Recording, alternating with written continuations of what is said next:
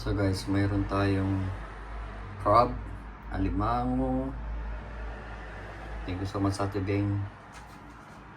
At mayroon tayong shrimp, hipon, at saka of course may mussel tayo mga kumapin. Taong mussel.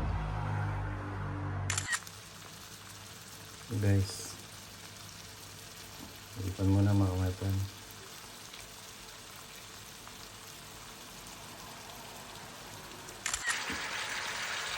Gawin ko na yung mussel o taong mga kumapin. Maliit lang yung ano natin. Kawali.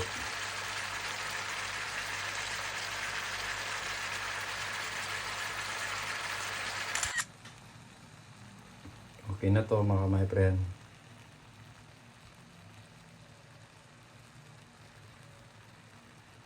Seafoods muna tayo mga my friend.